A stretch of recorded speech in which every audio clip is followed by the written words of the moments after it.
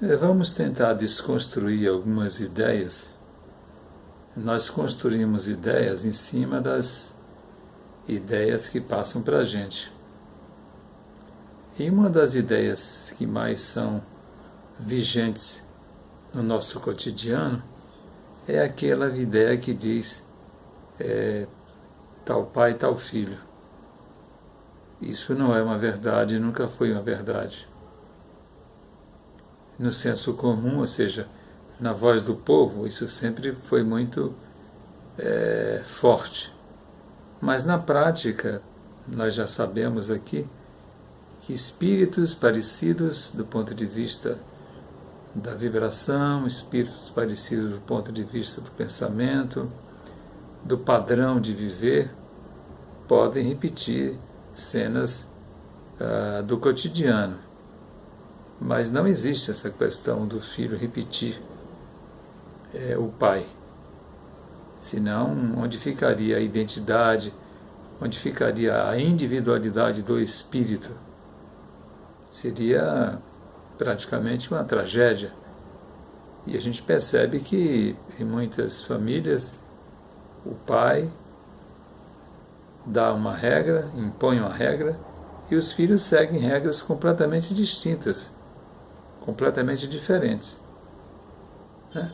Então aquele que nós dissemos, o que nós dissermos, tal pai, tal filho, são espíritos afins, são espíritos afinizados, são espíritos que pensam parecidos e que, portanto, conjugam o mesmo verbo. Mas nós não podemos ser biologicistas e achar que é uma ninhada, né? Feito uma ninhada de passarinho, de cachorro, de boi. Não, o espírito ele pensa, o espírito ele reflete, o espírito tem sua própria individualidade. Ele segue o caminho que lhe acha mais conveniente, mesmo que tenha recebido dos seus pais uma educação muito rígida, muito contundente, muito... Enfim, ele segue aquilo que lhe parece, no seu livre-arbítrio, de mais agradável ou de mais importante, de mais necessário durante a sua etapa encarnatória. Então vamos abandonar, sempre que possível, esses vícios, esses dogmas, né? Essas tradições, esses cultos que não nos levam a lugar algum. E vamos tentar chegar a algum lugar que nos traga um conforto, que nos traga uma segurança, que nos traga uma solidez naquilo em que nós estamos falando. Estou convidando-os a gente abandonar as fantasias. Tal pai, tal filho, isso não existe. Isso é uma falácia. Isso é uma coisa muito antiga e que não funciona para a gente. Quando um filho mostra caracteres parecidos com o do pai ou com o da mãe, a gente chama de espíritos afins. Essa concepção, sim, é muito mais adequada de que tal pai, tal filho, e a gente ainda apimenta mais quando diz assim, puxou ao pai. Né? Ninguém puxa a ninguém. Cada um é independente, cada um traz em si aquilo que é necessário para a sua evolução espiritual. Ainda que não esteja escrito na certidão de nascimento, ainda que não esteja escrito em lugar algum. Mas é assim que as coisas realmente funcionam. Ele deixa um abraço de muita paz, muita paz. E seja você mesmo. Procure compreender você mesmo. Procure entender as suas raízes. Procure compreender quem é você. Somente assim você estará em paz consigo mesmo. Não é? Eu posso ter algumas afinidades em alguns aspectos com meu pai biológico, com a minha mãe biológica, mas eu, individualmente, sou o próprio ser espiritual individual. Tem coisas que eu admiro muito nos meus pais, Aprendi muitas coisas com ele, mas lhes confesso que faço tudo completamente diferente.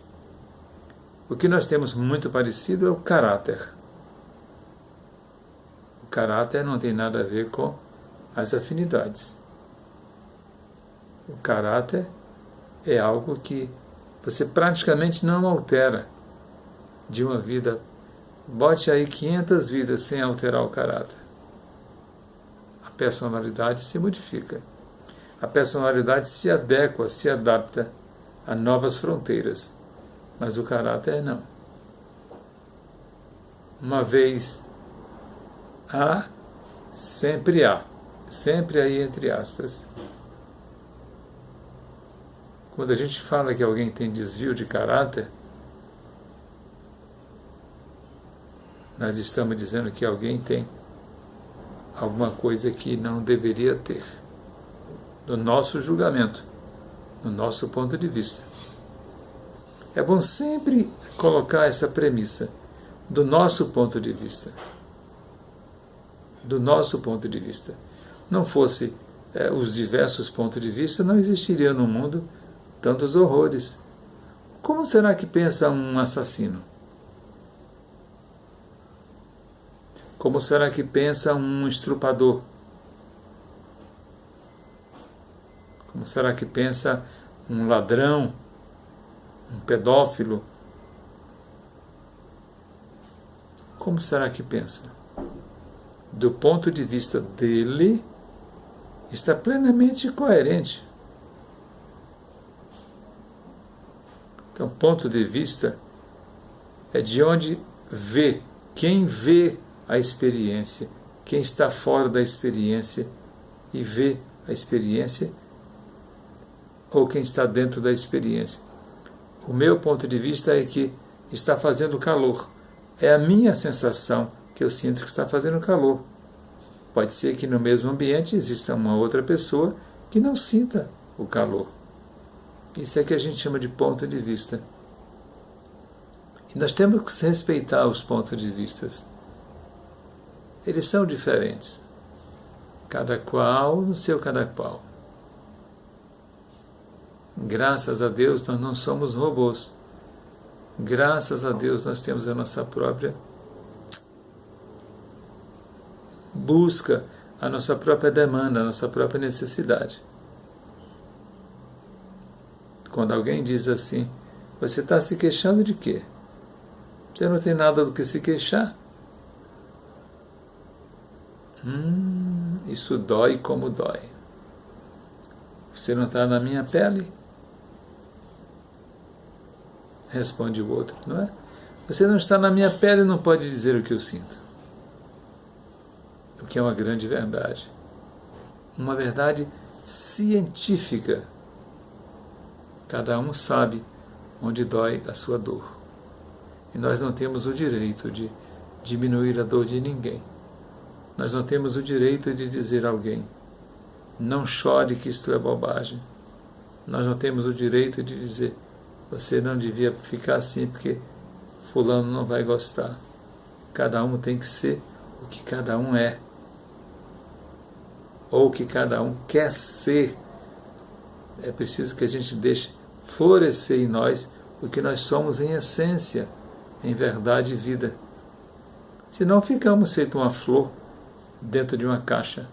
Não vamos ter vida longa, vamos ter uma morte, não é? E quiçá uma morte súbita.